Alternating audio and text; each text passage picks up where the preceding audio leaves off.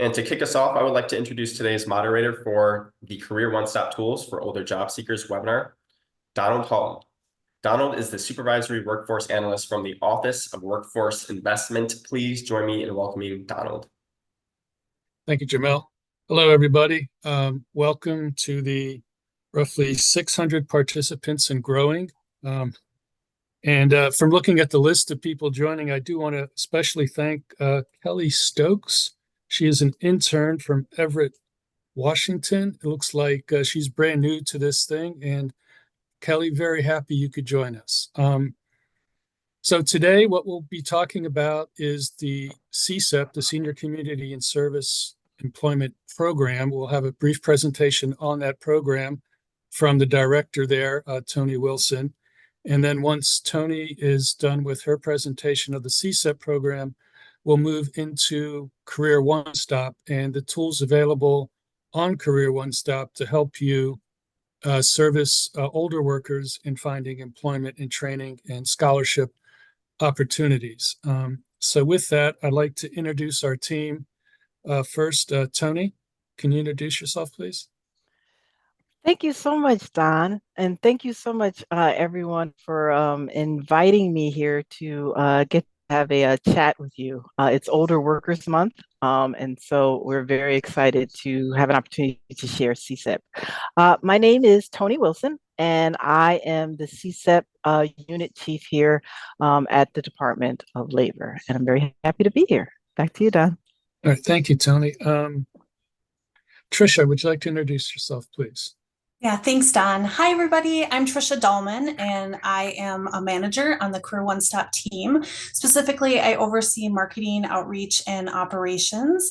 I've been with the state of Minnesota, where the Career One Stop team lives, for about 25 years, and always working in state and national career information products. So we're really excited to represent the Career One Stop team with you today. So thanks. All right. Thank you, Tricia. And last but definitely not least, Julie Remington. Hi, everybody. I'm Julie Remington. I'm the content strategist for Career One Stop. So I research trends and user needs and write a lot of content and develop videos and so on for the website. Give a lot of presentations to national and state audiences. I've been in the career development field for many years, and I love that it keeps changing. So we're delighted that you're with us today. Thank you, Julie. Okay, well, let's get this party started. Tony, do you want to go ahead and kick us off? I shall. Thank you so much, Don. Okay, next slide, please. All right, so CSEP. This is the Senior Community Service Employment Program, also known as CSEP.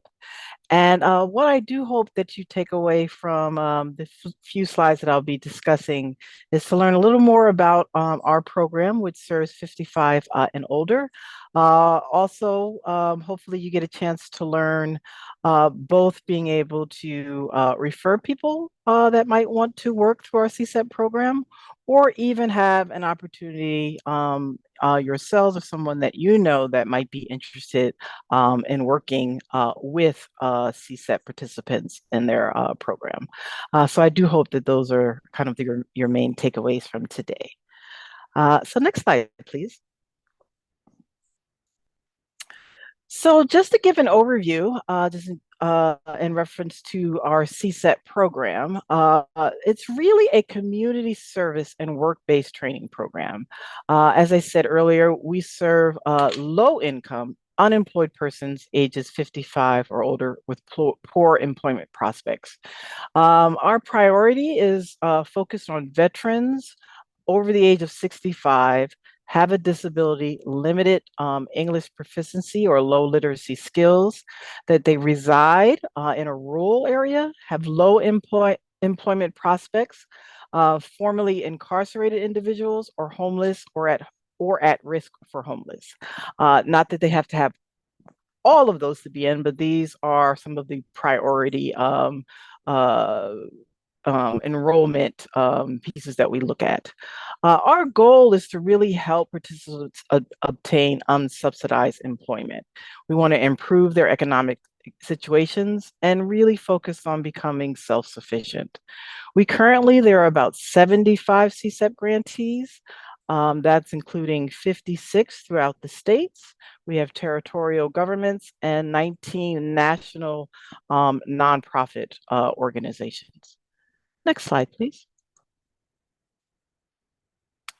So just to kind of give you a sense of what a traditional CSEP looks like, the main way to connect with a CSEP, many of our participants may walk in the door through an American Job Center. Some are recruited through their local communities, flyers, word of mouth.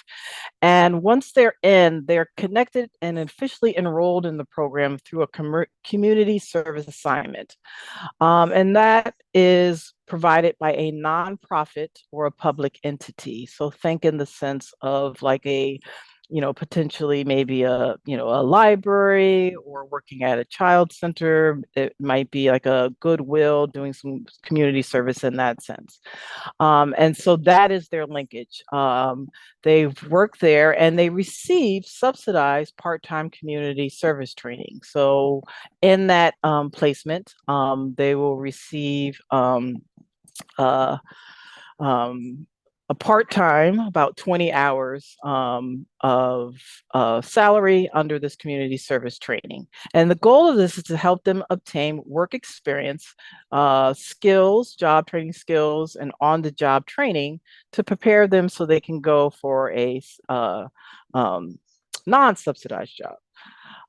Some participants are also receive paid on-the-job experience. This is where employers that help with the transition into permanent positions. So we may find where one may work, maybe with a hospital, and they actually get some on-the-job experience and helps transition them into permanent employer with that program. But the main goal is at the end is that we hope that our CSEP works with an employer to find that unsubsidized employment for the participants. And so that is our main goal through the transition of community service. Next slide, please.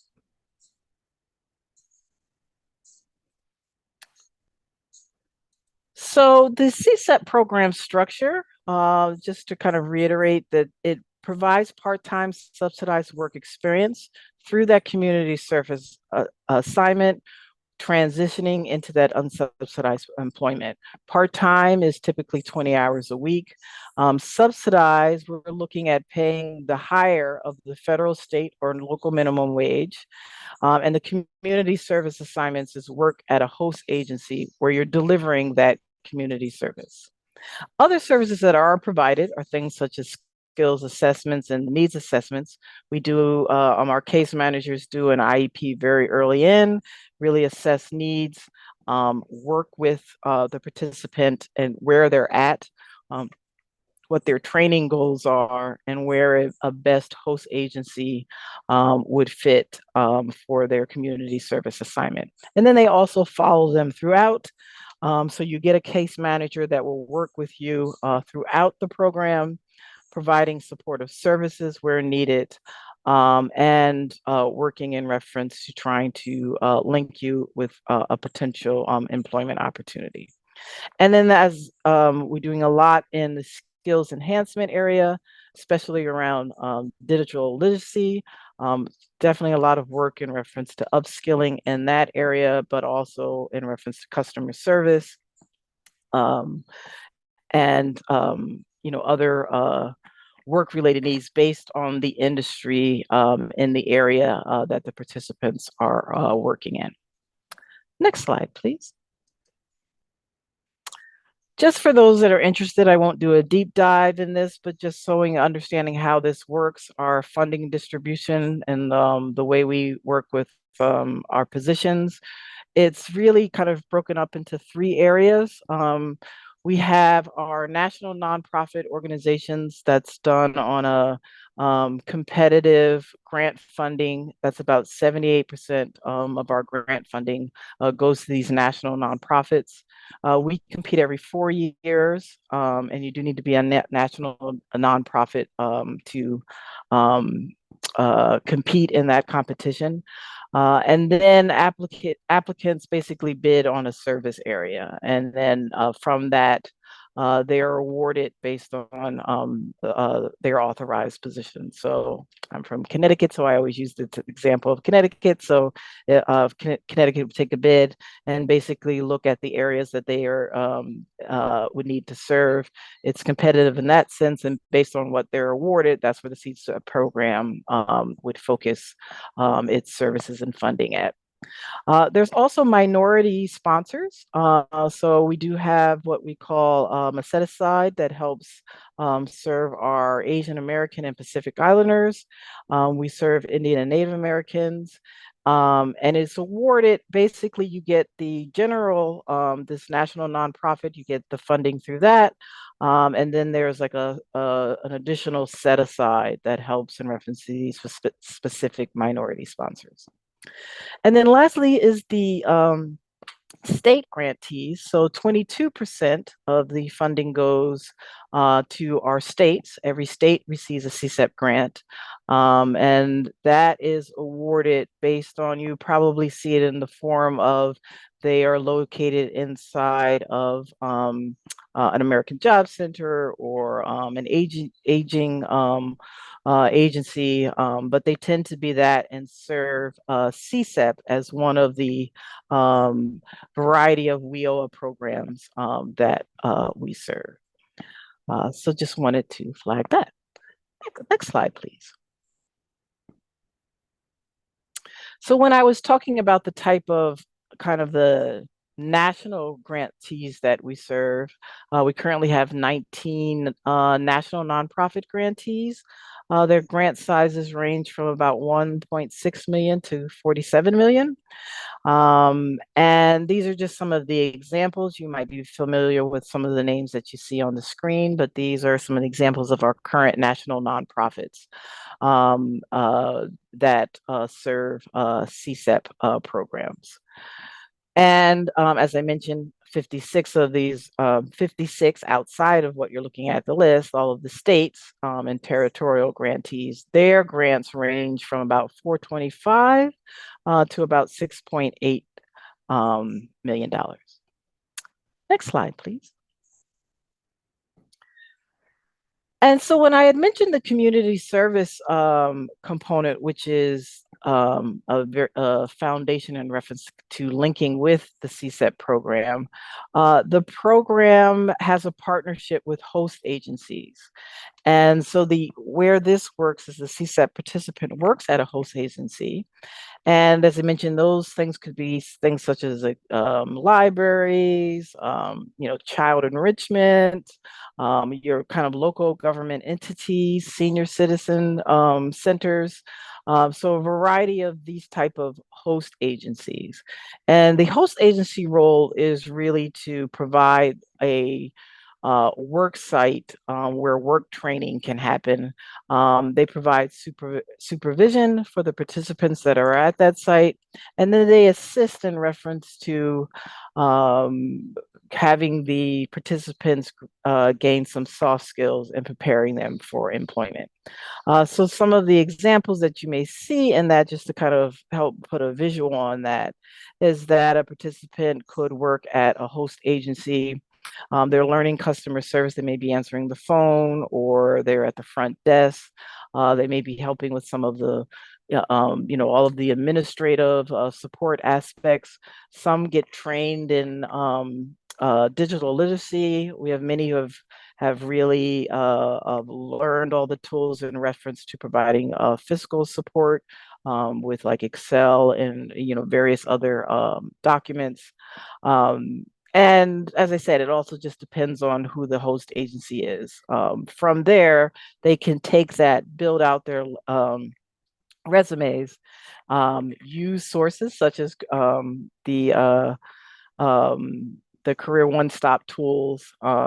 American Job Centers use these tools to help them find employment in their areas. Our CSEP communities do have partnerships with employers, so there is some support there. And then some of it is just indefinitely in reference to just helping them navigate the system. Next slide, please. I would also note that CSEP is a partner with American Job Centers. They're a mandatory partner, and they work specifically in helping to ensure that the CSEP participants have access to all of the resources that our American Job Centers provide. That includes placement support, potentially some social services. There may be potentially a CSEP participant that might be a better fit in one of the other programs. So there may be some referrals that are happening. And so just continuing and helping to build out that partnership, and vice versa. The American Job Centers refer to CSEP participants that way, and that's another way in reference to where recruitment can happen. So next slide, please.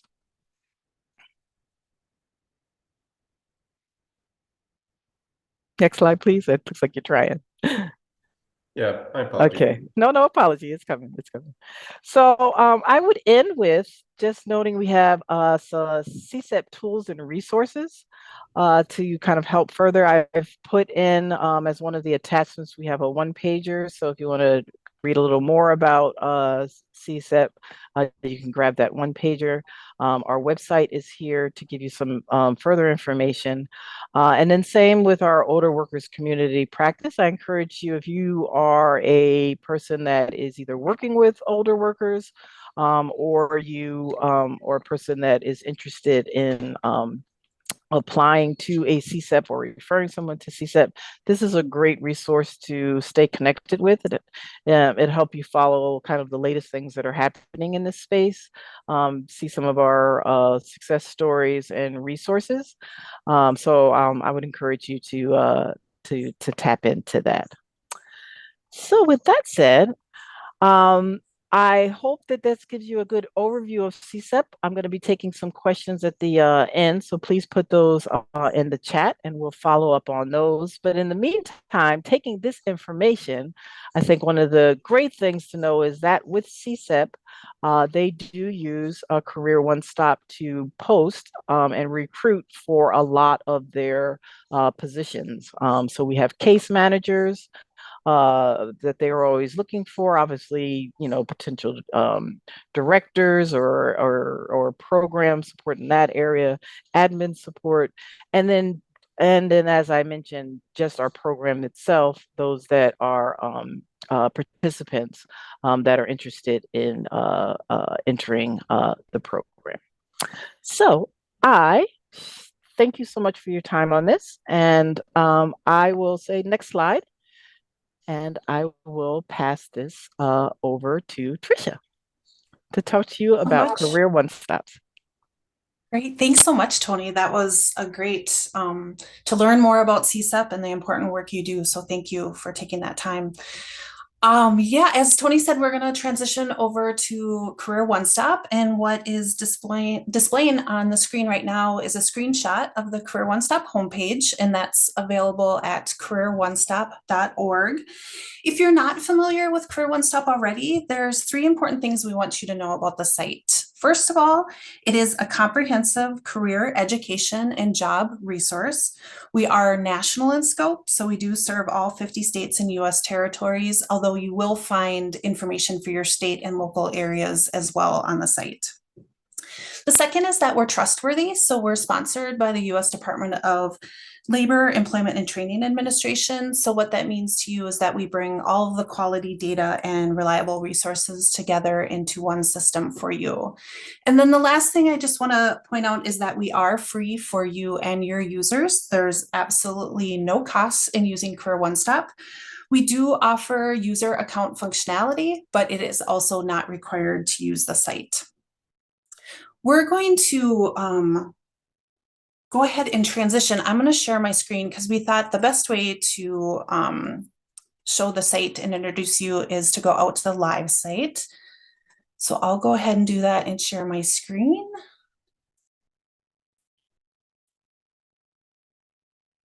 Hopefully you're seeing it, and if you're not, maybe somebody can let me know. I'm seeing it. We can see it, Julie. Okay, thank you so much.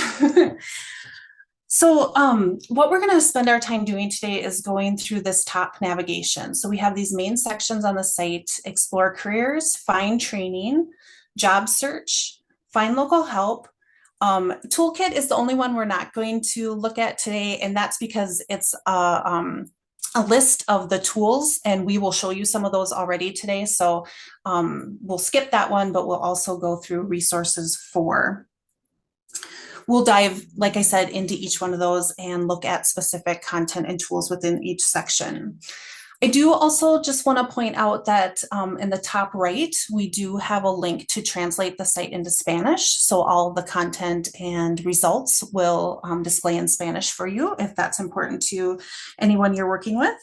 And then our site search, I know we're going to go through a lot today. We do have a handout that lists all of the URLs of the pages and tools we look at, but our site search is just another good way. If you're like, oh, I remember they talked about a job finder tool, you can always use that as well. I do want to point out in the middle, in this resources for section, obviously we're talking about older workers today. We do use that 55 plus tagline in our resources for, just because the Bureau of Labor Statistics uses that as the category. We'll use the more general older workers term in our webinar today. We also do want to take just a second to acknowledge that, like all job seekers, the population of older workers is varied. They come to you with different skill sets, education backgrounds, income levels, and needs. Our mission is to help job seekers with any type of barriers to that next step of a career or employment. So that's going to be our focus for today. And then one last thing, I think you probably all saw the note that you can go ahead and enter questions in for us in the Q&A section. That is being monitored, so some of those will be answered in real time, but we will leave time at the end today to address any questions that are unanswered. So with that, I'm going to pass it to Julie to get us started in our first section. Thanks, Trisha. So it's so great to have you all online. This is really exciting to get a chance to present this to you because CareerOneStop has really great resources for your older worker customers. And this is such an important group, right? This is providing a backbone in a time when we really need workers in the workforce. So as Trisha demonstrated in her quick overview, we're going to follow from left to right across that top blue navigation bar. So if you kind of get lost in where you find things that we're talking about, you can always return to that navigation bar to find it. We're going to focus on content in each section that we think is especially relevant for your older worker customers, and we'll start at that left-hand side with Explore Careers. This topic can be really important for your older job seekers because we know they may be continuing to work because they need the income, right? Some have retired, but they want to try something new. A lot want to stay active. They want to stay connected. They might need the benefits.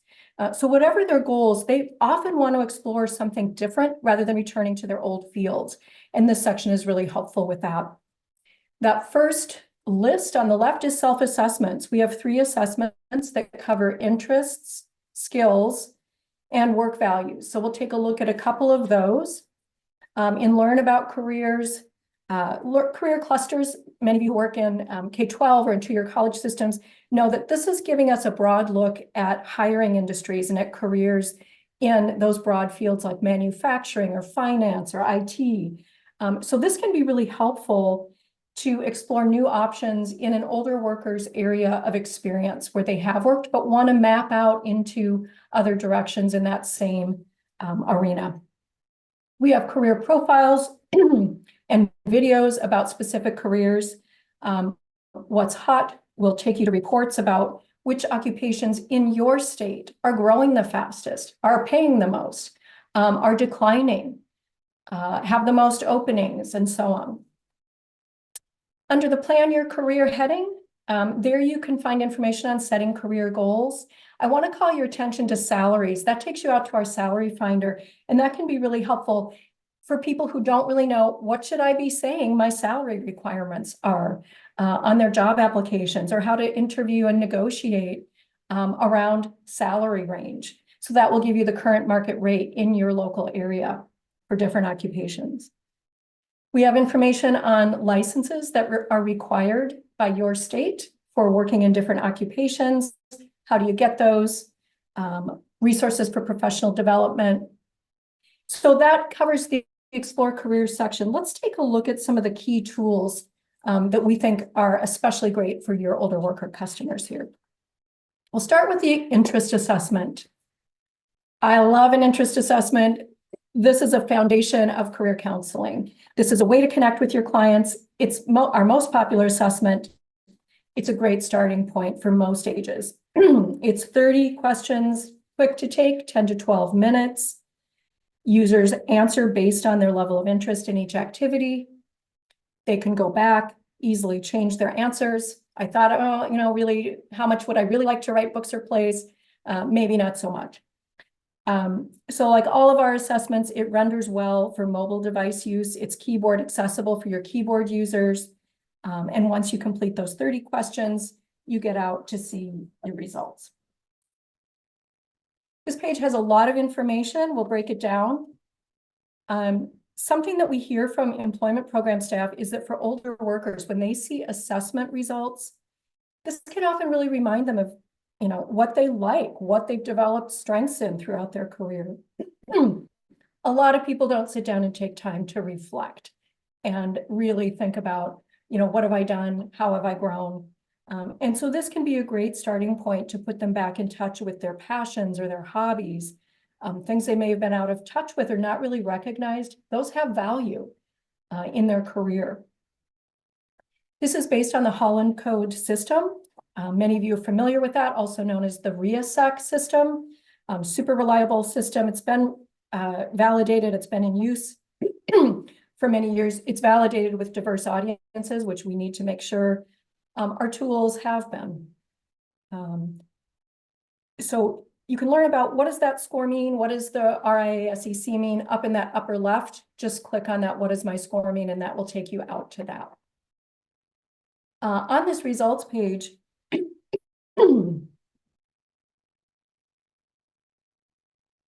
allergy season in Minnesota. On the results page, you see the number of career matches at the top. This is going to vary based on their responses, how many results they get. But for every occupation on the list, we're going to see a match level, how close a match. You'll default to seeing your best matches first. Then you see the next column over is your occupation title, and that's linked out to a profile with a lot of great details if you want to explore any career on your list. Next, we come to the outlook, and that is a national outlook for that field. What do the job openings look like, the prospects over the next 10 years? Hourly wages, that's a national median figure. And then the education that you need to get started in that field. So all of that information is available. That's available on other tools of ours as well. Another feature that's important, sort by up at the top.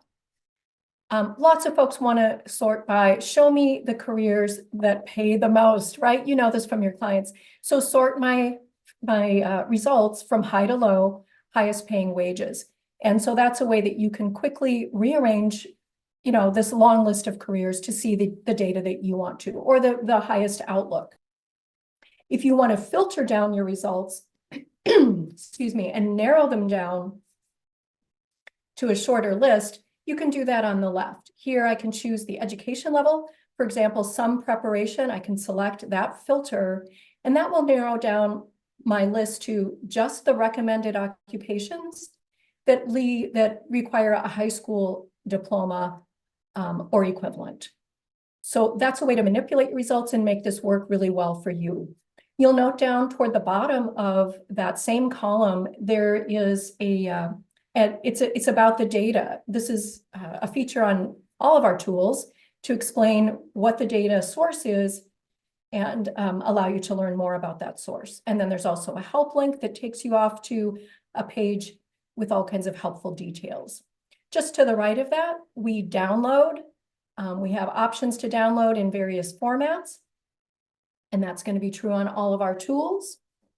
And then if we want to scroll back up to the top, we can see that we can print our results, we can email this page, we can save it to our user account on CareerOneStop. So those features are true on all of our tools.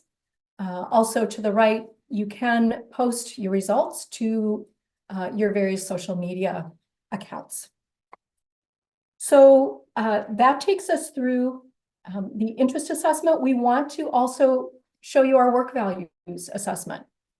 How important are work values to your older worker customers?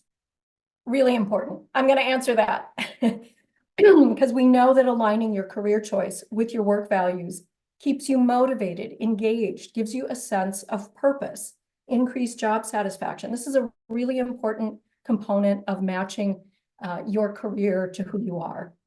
And I think especially for this age group, that values fit, you know, whether they're coming back into the workforce with a sense of mission, like I really want to contribute something that's very important to my core being, or I just want a workplace where the atmosphere is positive and supportive, I'm going to thrive in. That's really important to our older workers. It's a great tool to help them name what are those top priorities and find a place that's going to fit with them. So the way this works, it's a card sort. That center square is actually kind of a stack of 20 cards with statements. And then I'm going to match those statements to how important is that to me to have that feature, that statement reflected in my job. So that first one, I use my talents, abilities. We'll say it's most important to me. So I'm going to move that. I can drag and drop that card to the most important column. I'm treated fairly by my employer. How important is that to me? Well, that's not really that important. I'll put that on my less column. So I go ahead and I sort each of these 20 statements into the level of importance. And what is kind of the deeper work of this tool, it's really around choosing that you're limited to only 4 statements that you can rate as most important. So you've really got to grapple with which conditions or features of work really are most important. You know, ideally, I'd love to have all of these great things in my work, but if it comes down to it, what's most essential to me? And that really helps us match to an employer or a workplace or a job that can really help ensure my job satisfaction and really help me name and identify with what my priorities are. Once I've sorted all those 20 cards into the right column, I get my results. And at a quick scan, I can see which of those workplace values are most important to me. We do use this. This is based on the ONET work values system. And so there are 6 universal work values in this system. So I can quickly read about, okay, recognition turns out to be my client's top value. I can show them, here's the description, recognition description, what does that mean? And then they can also learn about what does that value look like. They can learn more. And when we go out to the learn more option, we're going to tell you about what that value looks like in the workplace. How do you recognize an organization that really prizes features recognition? What do you look for when you're scanning their website? What do you ask for when you're in an informational interview? What should you be looking for in your job interview? Questions you can ask to find out, is this going to be a values match for recognition for me? So this is a really useful piece to be able to help shape identifying with that value. The other piece that you can do on this tool, back to that blue, see the list of careers. If I select that, I'm going to go out to a list of careers that features the same work value. And so based on my education level, the education required for that occupation, let's say I've got an associate's degree, I can select that category or that tab, and I'll see a list of occupations that tend to feature recognition just by virtue of the occupation itself. So both the interest assessment results and these results link directly out to the occupation profiles where I can really explore some of the careers that I think, wow, that looks interesting. Let's see, let me learn about it right now. So let's take a look at our occupation profile. The example that we chose today is registered nurses, and we chose the location Chicago. We have these profiles for more than 900 occupations. So they're a terrific place to come and take a quick look.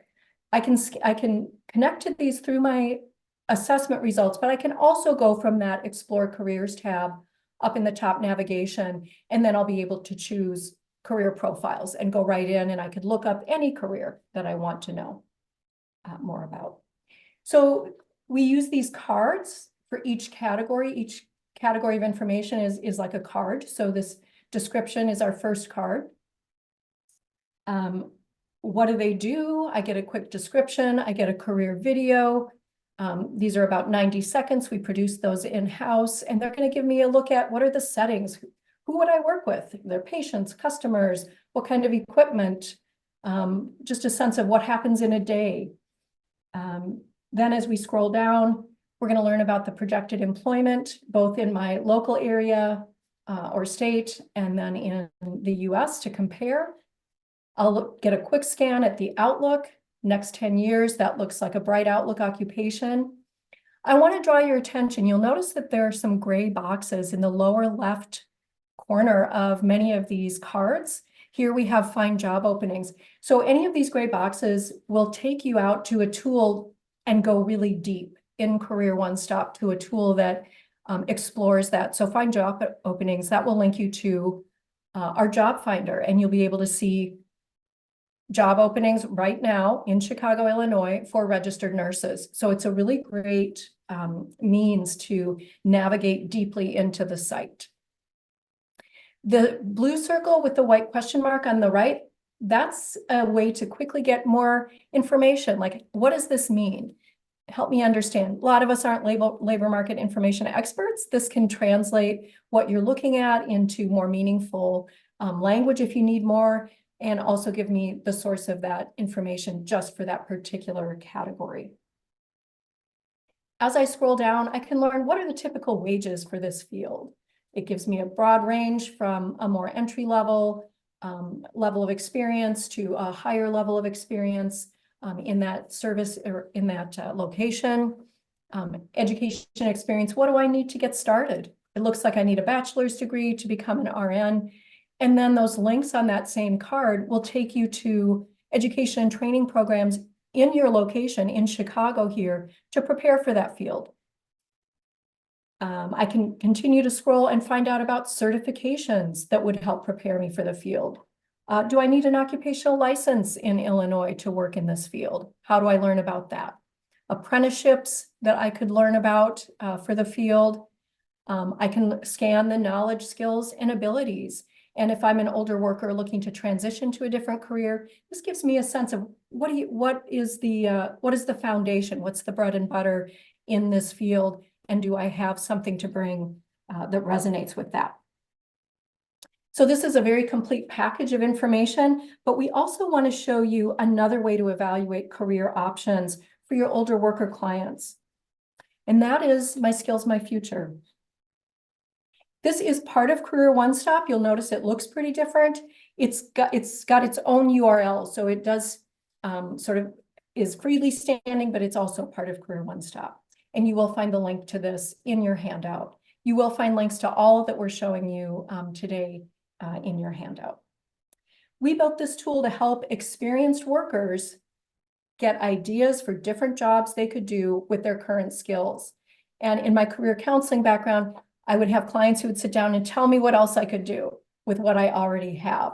And I love this tool because it answers that question. It's really helpful for your older worker clients who want to change careers, explore a new direction, but they're not interested in getting a whole new degree necessarily.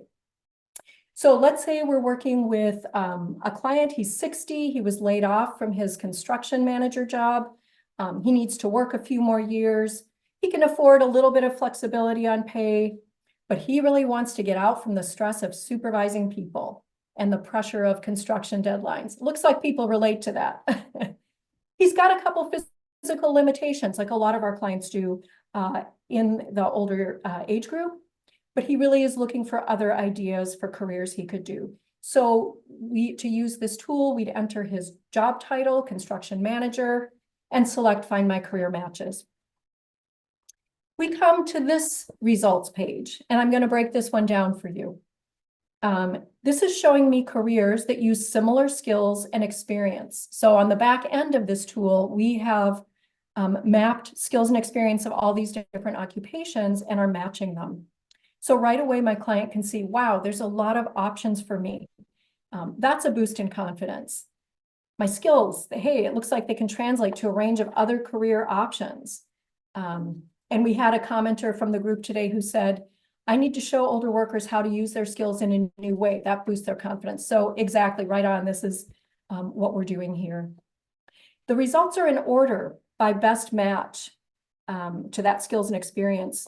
So I will tell you that we chose New Jersey. You can choose a location up at the top so that we can get some data specific to our area.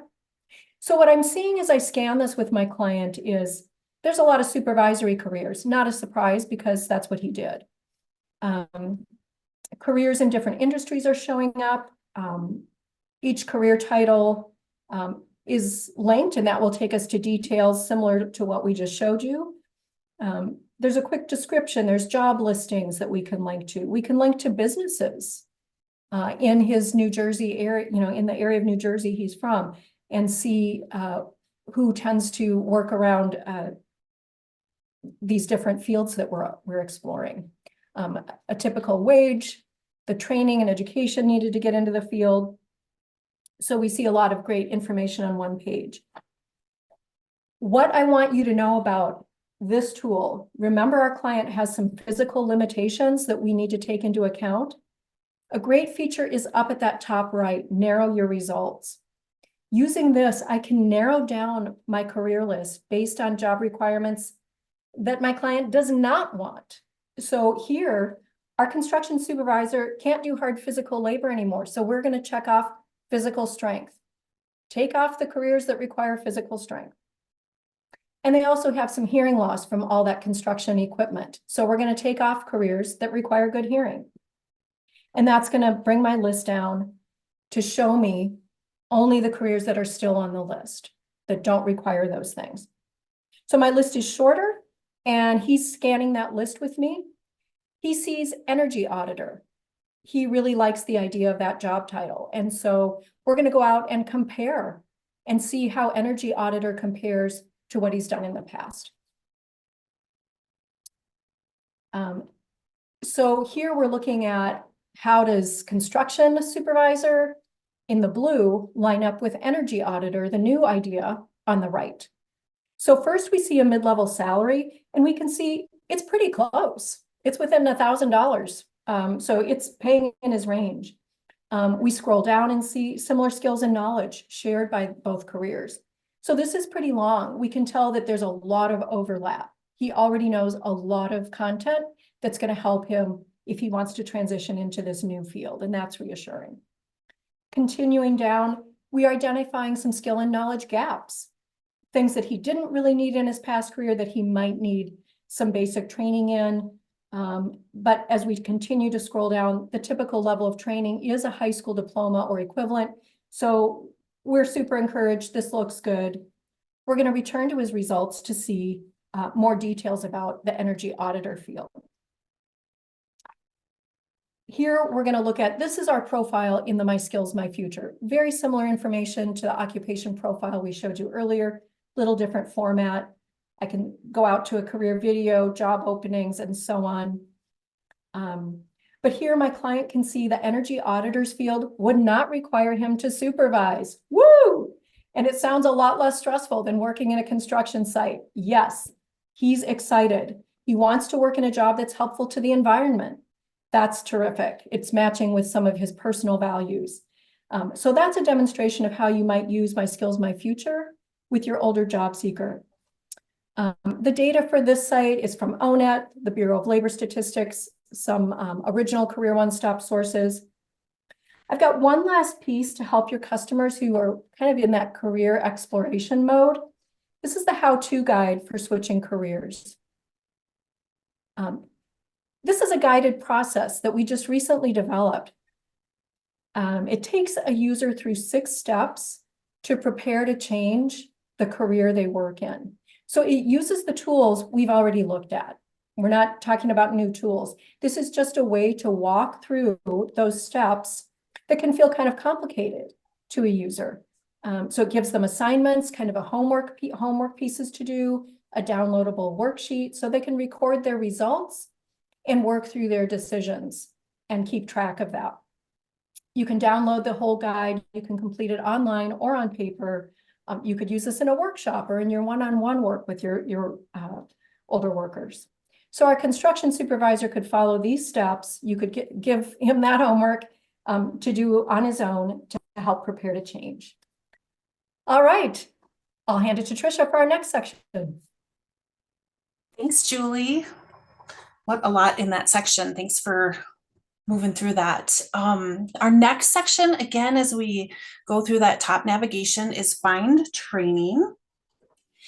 And this section covers a wide variety of education and training information.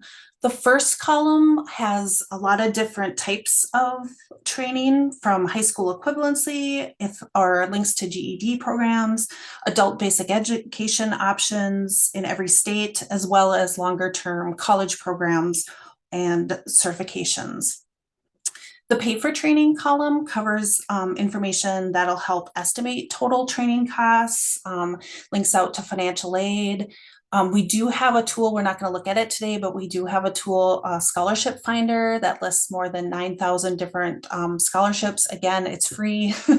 I know in addition to older workers, we have a lot of people who also use it with their young adults who might still be at home. And we have some information about making a budget as well. And then the Find Your Path section has content around how to make education and training decisions based on your circumstances, as well as how to create a training plan. So as we explore the different training tools, the scenario that we thought of someone who might be working through this information is someone that you're working with who is in her mid-50s, who has done several lower level tech jobs and wants to earn more and have more job security. So she heard that cybersecurity is a potential area to expand her career prospects. She has been looking at labor market information and is looking in other industries like maybe finance or business. So one of the tools I want to start off thinking about that scenario is our Certification Finder tool. And it's a great tool to look for opportunities, especially those that might be shorter in length. So this happens to be a unique tool to CareerOneStop. All the data is collected and maintained by our staff and updated on an ongoing basis. So you can search by occupation, industry, or a specific skill or technology name, maybe like a software program if that was something you were looking for. So for our example and our client today, I searched for certifications related to the keyword cybersecurity. When I enter that and hit search,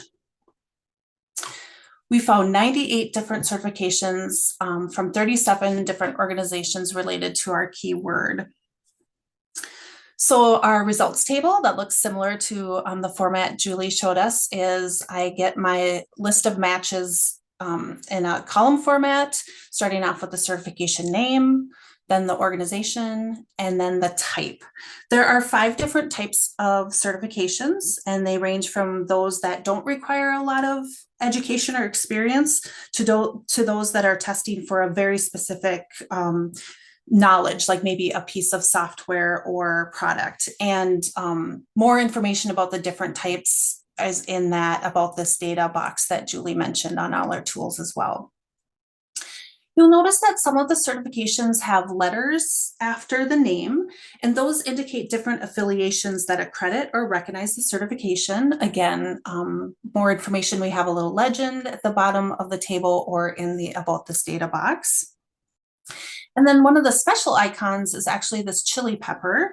That indicates an in-demand certification.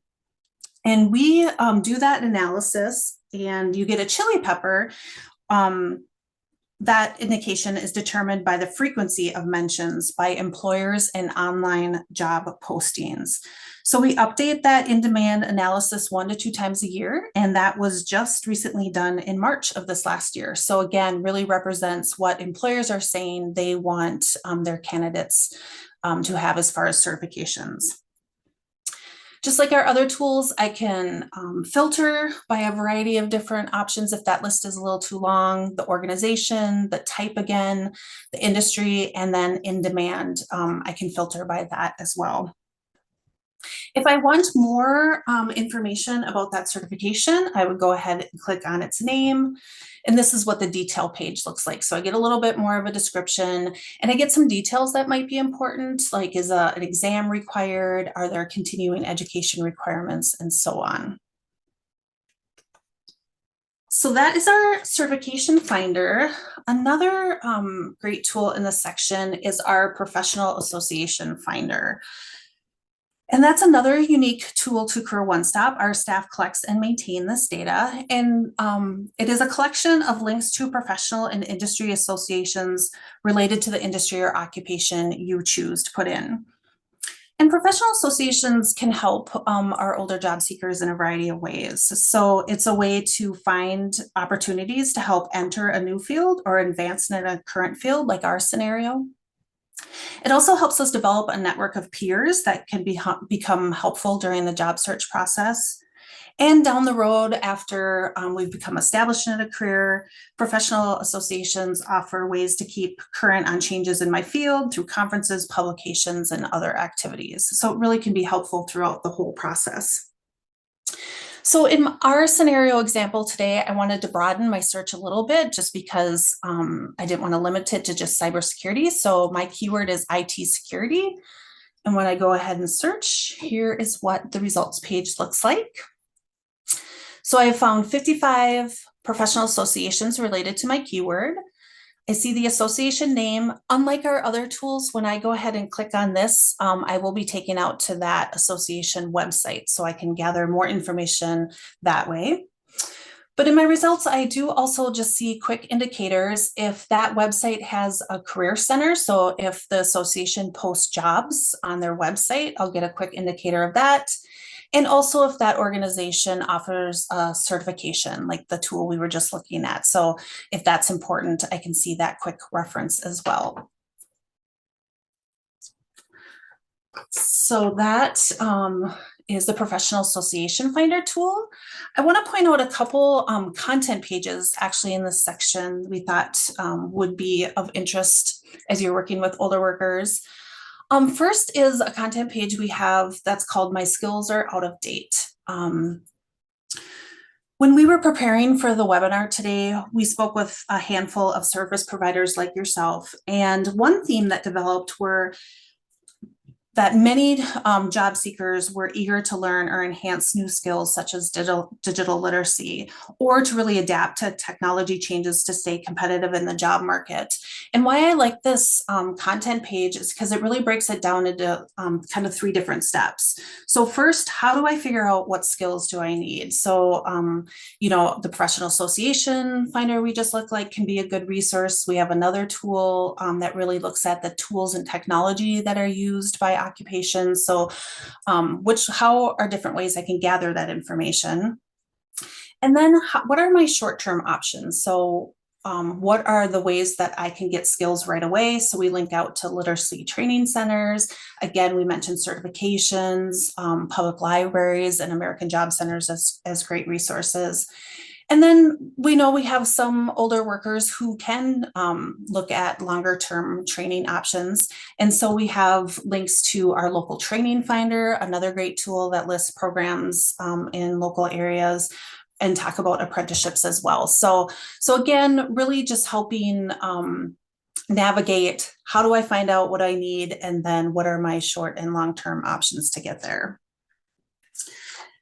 The last content page I want to mention in this section is finding money for training. So once I've identified what I want to do, how do I pay for it? And this is just a lot of links out to other resources, but it just can be helpful to generate a lot of different ideas. So there might be, if they're not, or you're not familiar with WIOA training funds, which I'm sure a lot of you are, but it can be kind of explain that process. We have some specific resources for veterans or SNAP benefits.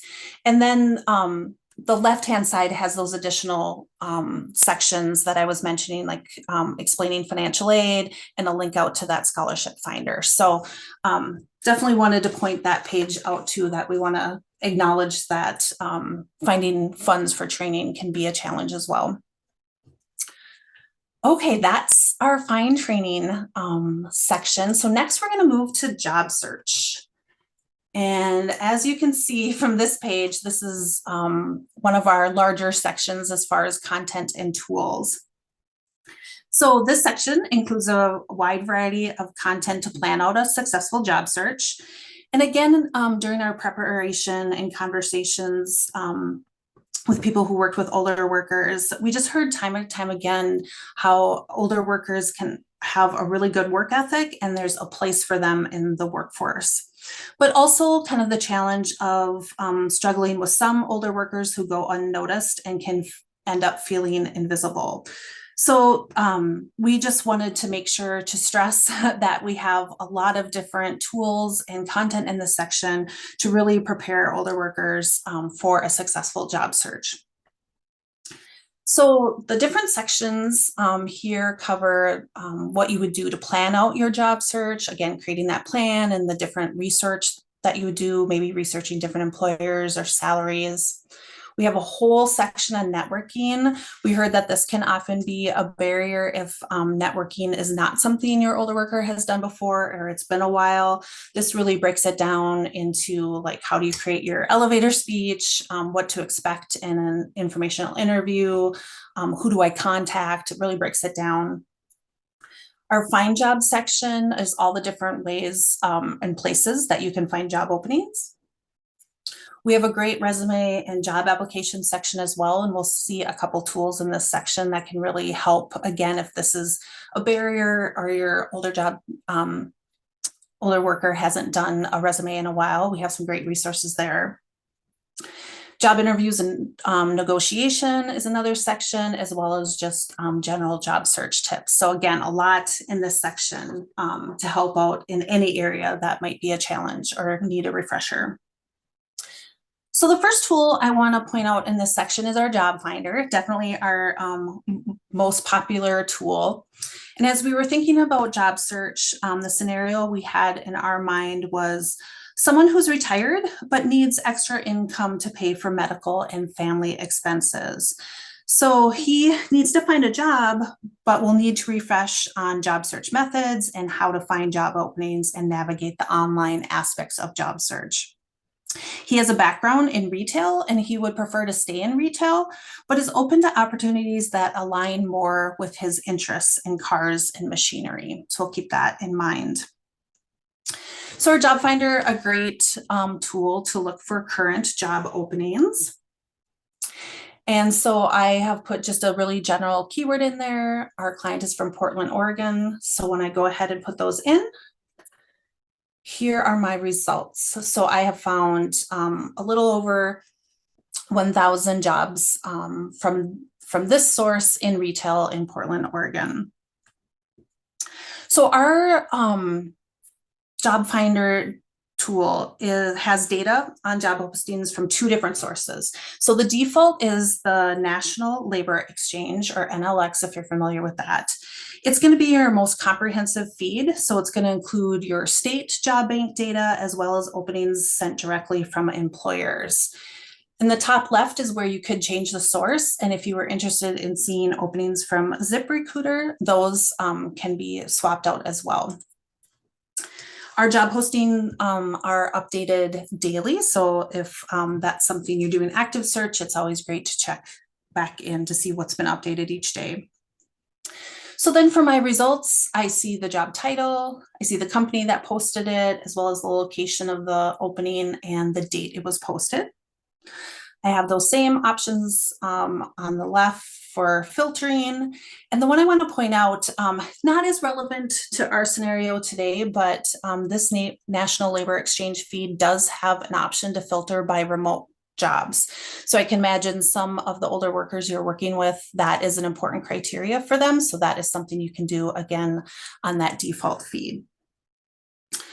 So once I have found a job I'm interested in, I click on the title, and here is the detail page for the job.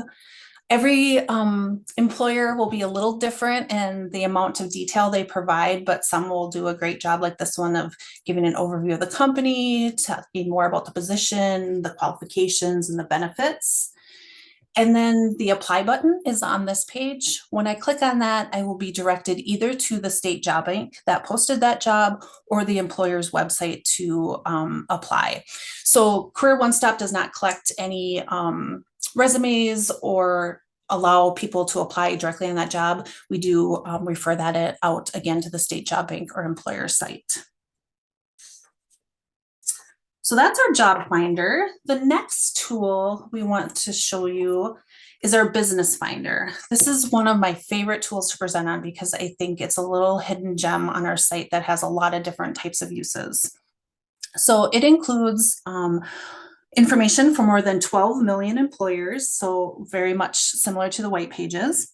We license this data from a third party called Data Axle. What it is not is it's not a listing of employers with job positions like the job finder we were just looking at. But our older workers could use it to identify employers for a targeted job search, or if they need to identify some employers in their area for informational interviews or networking, this can be a really great tool.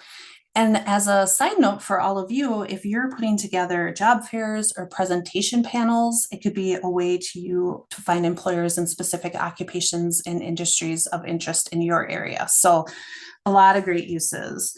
In our scenario, we're going to search for retail in Portland again and see what comes up.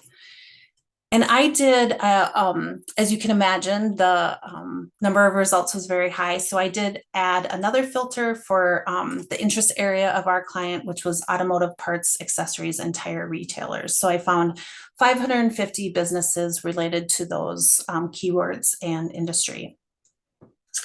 So I see the business name, a quick description, and type of industry. I also see the number of employees, and that can be an important piece of information about an employer. Sometimes the benefits offered can be different if it's a smaller or larger employer. So that can be an important piece of information and also filter that you could use on this tool. And when I'm ready to see more, here is the detail page. So it gives me a little bit more information about their location, some directions if I were interested, but it also, if available, will give you a key contact and title at that business. So that can be helpful as well. Okay, and next, I want to point out our resume guide. So as I mentioned, we have some great content. If someone is writing a resume for the first time or revising one after it's been a while, it can be overwhelming. So a step-by-step guide can be really helpful in those situations. So the left side displays all the sections of this resume guide. So it starts with talking about strategy ideas, like how to sell yourself or create your own brand, as well as how to navigate the applicant tracking systems if that's new. The sample resume walks through all of the sections of a resume, breaks it down, includes advice on what to include and what to leave out section by section. And then there's also several sample resumes, both in English and Spanish in different industries. So those can be helpful to look at as well. Now, our next tool will help get our older workers prepared to fill out a job application. So this is our practice job application tool. It's great for all types of job seekers, but especially those who have limited previous experience filling out an online job application. It's really going to walk you through the common questions and information required by most job applications. And it's an opportunity to gather all of the information in one place before you fill them out online, which might be timed or at an employer's location or kiosk. There's 7 screens of information. This first one shows personal contact information, but then the other information gathered are things like education and training experience, employment history, references, all the things you would expect, including some questions on criminal history to practice. It gives tips along the way, like linking out to our salary finder when desired salary is requested, and tips for answering those questions about criminal history. Your information is saved as you work through the tool, but it does not save it after you leave. So because of we don't want to leave anyone's personal information on a shared computer, when you close the tool, all your information will leave. So you'll definitely want to encourage your clients to print or download the completed application so they can use that information again when they're filling out a job application online.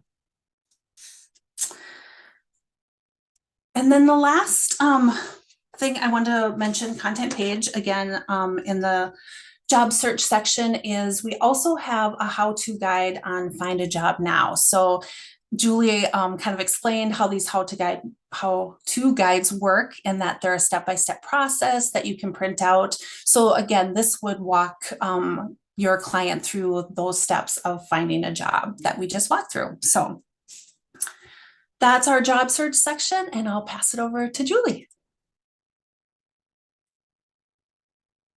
Thanks, Trisha. I was busy typing away, answering questions. Great questions. Thank you so much. Love seeing those come in.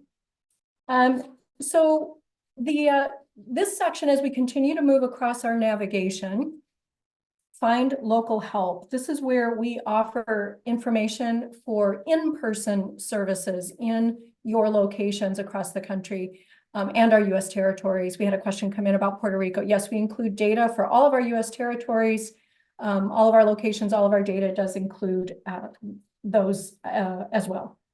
So here we provide those in-person connections. It's organized by the type of service it offers. For example, unemployment benefits finder, very important to a number of people, or the employment and training programs list. There we offer details on contact information, locations for special populations, for our farm workers or our refugee assistants, Native American program finders, youth programs. So you can get out to those from this page. Let's take a look at a couple tools in this section, just so you get a sense of what's available. The American Job Center Finder, this allows users to search for AJCs in their area. Here we're showing, we did a search for Mississippi. So you can scan the list, find your closest location, see what they offer, what kind of services are available there, get contact information. And if you select the name of that AJC, you'll get out to a map and directions and even more details about what's available, and take you to individuals who work at that location. Over on the left, I can find local services tools that are in this section, so I can steer right to those from here, and that will persist. It will hold on to my location. So let's say I wanted to find senior community service employment programs, such as what Tony described for us earlier in the webinar. I can go out to those CSEP programs and find what I'll find there. And actually, we did a separate search here for Kentucky, but we found there are 11 older worker programs in Kentucky. And so we did have a question or two come up during the webinar. For those of you who asked how to find CSEP programs in your area, you can do that right here on CareerOneStop from Find Local Help. So moving on across that top navigation bar, Trisha mentioned Toolkit, collection of all of our tools in one place. And then Resources For is our last section. This is where we provide career, education, job information that's really customized and targeted to a specific audience. Like we have an entire website for veterans. We have a website just for people who have a criminal conviction, ex-offenders. We have a site for youth and young adults. We also have a section, not surprisingly, for older workers, which we call the 55+ section. We'll take a look at just one page in that section so you get a flavor for what's there. What we really focus on in this 55+ section, we're not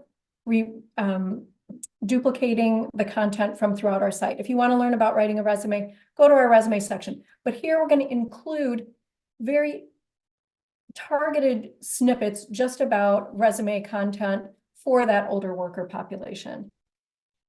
Tricia noted earlier, this group is really varied, but where some part of the job search differs for an older worker, that's what you'll see here. So here, this page, Beat the Bias. This is a list of stereotypes that some employers may carry for the workforce ages 55 and up. So here you can be aware of what these potential stereotypes are and address how you present and describe yourself for your clients. We have content on how do you address being overqualified, how to boost your skills. We heard from some folks that digital skills can be an issue for some folks in this group. So ideas on how to boost those skills. Resumes, interviewing just for older workers. So that's the content in this section. And we do have one other page here that is just for you, career advisors, for workforce professionals. This is also under resources 4. All the special groups are listed there on that left navigation. But for career advisors, we want you to have right up at the top a quick video that gives you an overview of the CareerOneStop website. So you can share that with colleagues. You can do a refresher yourself, but it gives you a way to quickly know what's in the site. Down below the webinar series, we've presented a series of webinars here on Workforce GPS. Some of you may have joined us for others, but we will be including today's webinar here as well. So you've got a recording of the webinar you can link out to. We post our PowerPoint, which is screen captures of all of the sites that you've seen today, or the pages, a user guide, list of web pages used. So you can grab any of that for yourself, adapt it for a curriculum for your workshops or your one-on-one services, and use it as is helpful to you for your work with clients. Scrolling to the bottom of the page, glad to hear it's helpful. Thanks for the feedback. This is our footer. We have handy access to the key sections that we've reviewed today over on Explore and Find. That takes you directly to those sections that we've talked about. Our sites, that links to any of the other sites in the CareerOneStop suite, including My Skills, My Future that we took a look at. The help section, check out the FAQs and the background on our data sources. Under For Developers, we offer data downloads. Our web APIs, come and take our data. We love to share our data, integrate our data sets into your websites.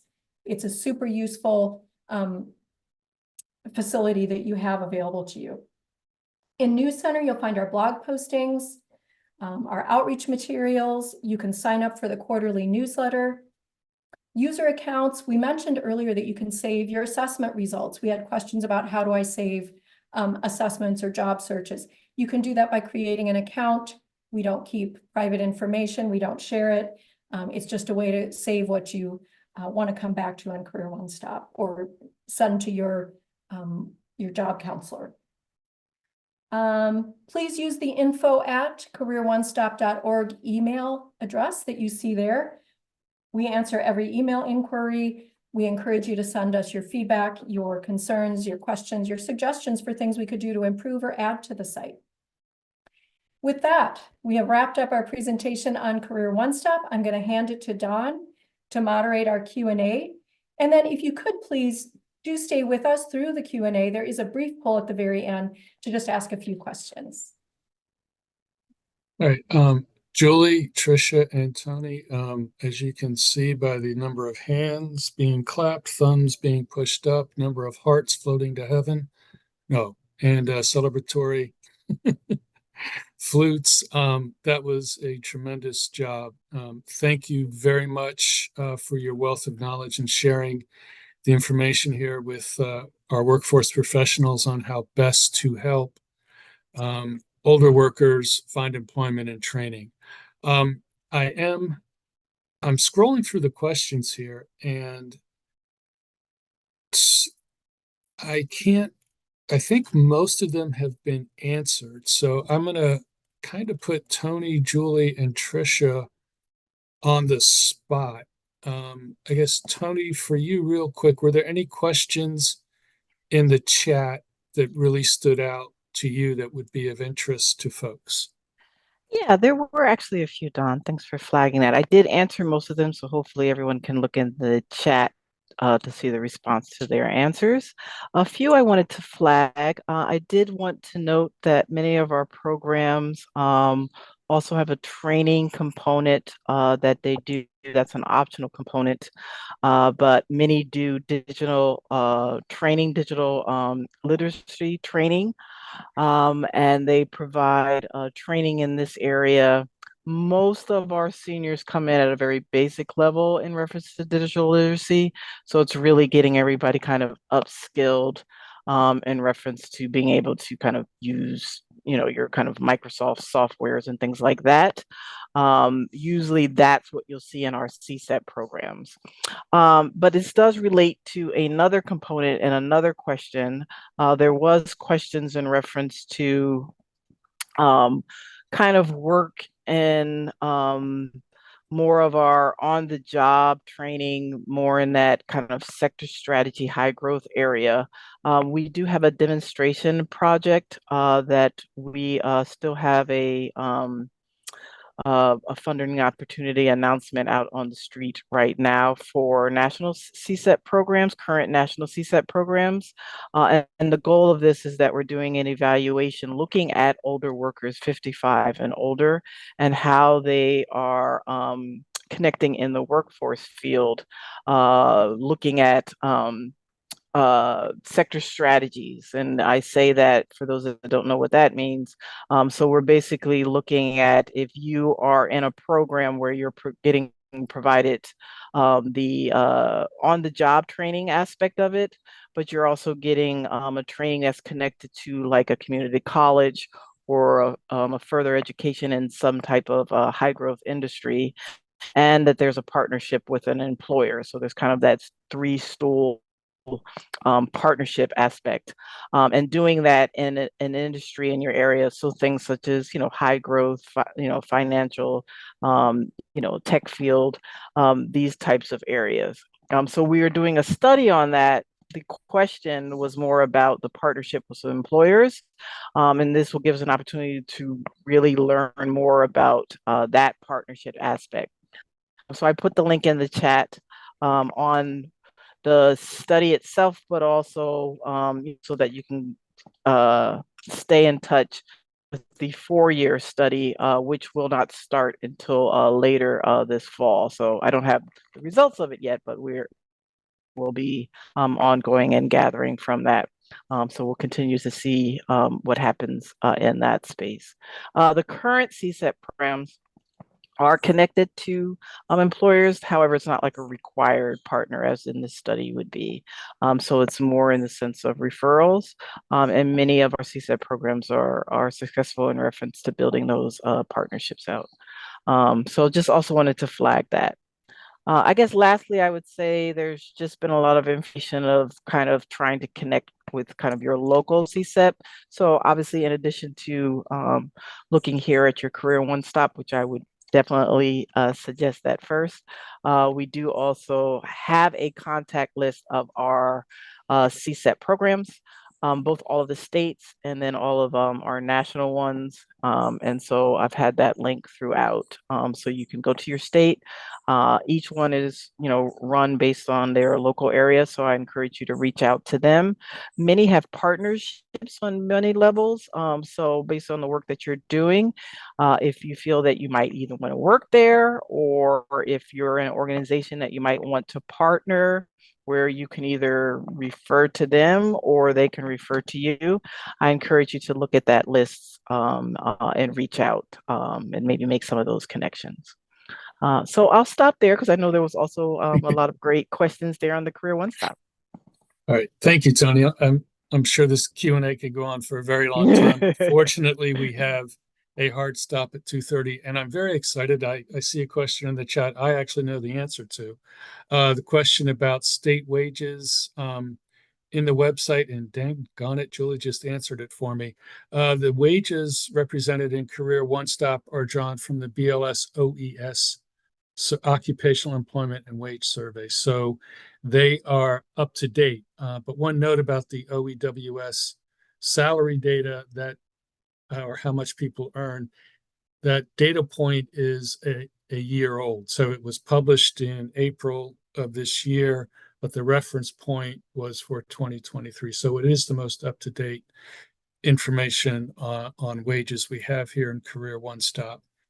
And then I'm going to throw this question under open to both Tricia and Julie. The question is about uploading resumes. Can a client save and upload a resume within Career One Stop? Not at this time, no. So we are not saving files within the account system or using those to apply for jobs. We always appreciate the questions though, because we then understand if that would be of interest or not. But I think the second part of that, or there's one on the open screen question about saving assessment results. Yes. So a client can, if they create an account, if they create a user account, they can save their assessment results. And there's the login at the top of the screen, where if you click on that for the first time, it'll help you log in and create an account. Or as Julie mentioned in the footer, if they want some general information about user accounts before they sign up, that's a great reference page too.